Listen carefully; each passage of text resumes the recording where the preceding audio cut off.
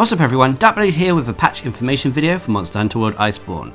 This is regarding patch update 12.10 for PlayStation 4, otherwise known as 12.1.0.0 for Xbox One. This patch was released today, which is the 23rd of January, and is around 240MB on PlayStation 4 and 142MB on Xbox One. Now, this patch isn't anything too substantial in terms of new additions or content, but it does have a lot of bug fixes and adjustments that come with it. It's also the patch that probably unlocks and paves the way for the Grand Appreciation Fest, which is starting this week. So in this video, I'm going to go over the various bug fixes, balance adjustments, and more. So first of all are fixes and adjustments made to the various bases and facilities. First of all, they fixed an issue where, before the volcanic region of the Guiding Lands was unlocked, the progress of special tracks being analysed would not be displayed correctly whilst in the Guiding Lands. This is now fixed and adjusted and should work properly. They also fixed an issue where the quest across the Lost Path would not unlock even though the conditions had been met beforehand. This is the special assignment that would unlock Stygian Zenoga. They also fixed an issue where the assignment objectives would not be reflected correctly when joining a Safi'jiiva siege. So if you joined in the middle of the siege, sometimes parts could have been broken already, but it wouldn't actually be displayed correctly for you when you joined. They also fixed an issue where certain control inputs would cause the button guide to disappear when viewing the Safi'jiiva info menu. They also fixed an additional issue with Safi'jiiva where the biggest reward level would stop at level 16. They also fixed an issue where under certain conditions, the cursor couldn't be set to sell all when obtaining rewards from the Safi'jiiva siege. They also fixed an issue where Kulftaroth materials would appear in the Safi'jiiva siege rewards after performing certain inputs. I've actually never experienced this happen to me, but it's quite amusing, especially because Kulftaroth materials are next to useless at the moment. They also fixed a freezing bug that could occur when departing on the Safi'jiiva siege. Never experienced this. They also fixed another issue where the menu options would appear in an unintended location outside of times where the Safi'jiiva wasn't available. So as you can see, we're only a little bit into this patch video and there's already a ton of stuff that's been addressed with the Safi'jiiva siege. But anyway, let's continue. They also fixed an issue where points would not be added to awakened weapons during the Safi'jiiva siege under certain conditions. They also addressed an issue where, again, under certain conditions, the level gauge would not display properly in the results screen of the Safi'jiiva siege. They also fixed an issue where data would not be reflected correctly in the Safi'jiiva siege information menu. They also fixed an issue where the status effect up 6 would still be rolled when awakening abilities even after it had already been set in the weapon. They've also adjusted text color rules for equipment info when overwriting bonus skills via the awakening upgrades.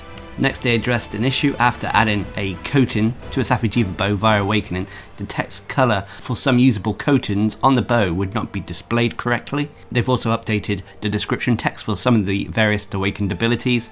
They also addressed other issues where upgrade awakened weapon order would change when sorting your weapons out. They also fixed an issue where requirements would not be correctly checked for the observation request, the Viper's Banquet. This is part of the Lydian researchers' tasks and has been bugged for a little while now.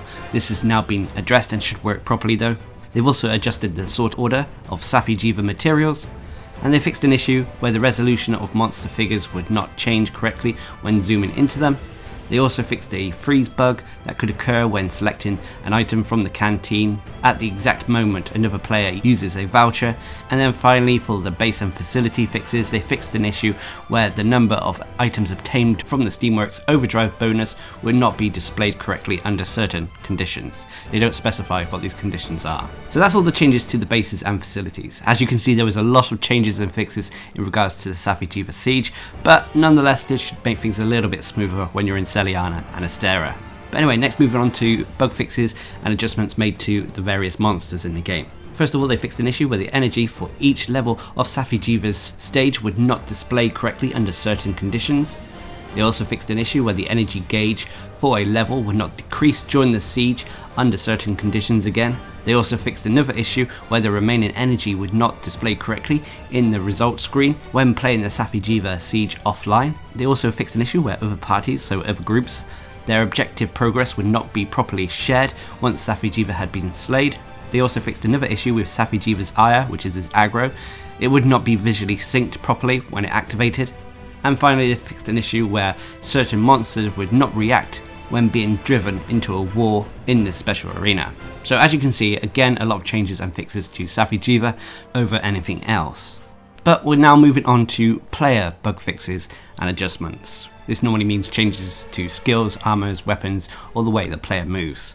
So anyway, the first fix is to an issue where Dragon Vein Awakening and the true Dragon Vein Awakening skills, which are the set bonuses found on the Safi'jiiva armor, the effect would not be applied to the Charged Blade's mountain finishing attack.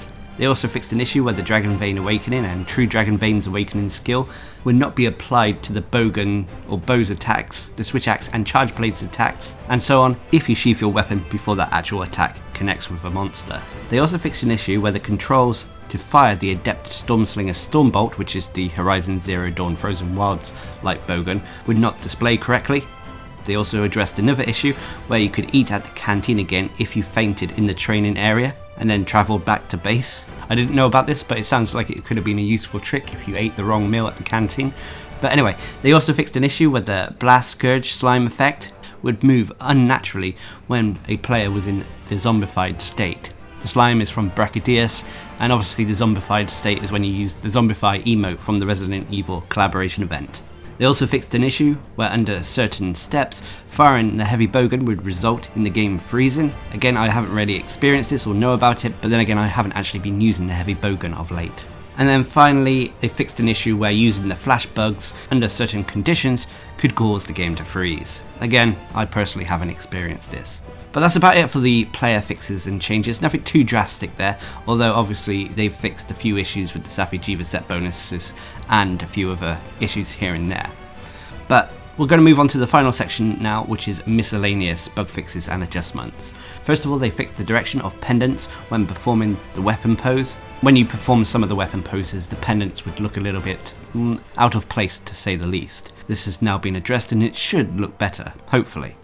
They also fixed an issue where talking to the first Wyverians would result in the game freezing.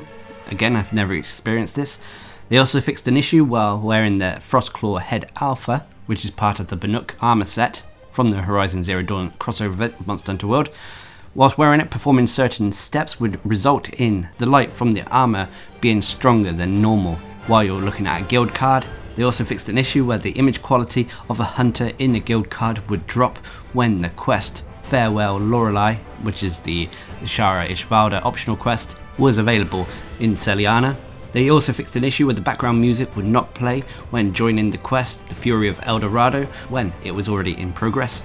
And they also fixed an issue where unlock conditions for the trophy Devastating Offense, which is the trophy and achievement to craft 5 weapons at the highest rarity level, would be met when you upgraded an awakened weapon to level 23. And then finally, Capcom have said they've added other game balance tweaks and minor bug fixes, but they haven't specified what these are, at least in the patch notes. But there we have it, that's about it for patch 12.10. As you can clearly see, there's a lot of bug fixes and minor adjustments that have been made to the game.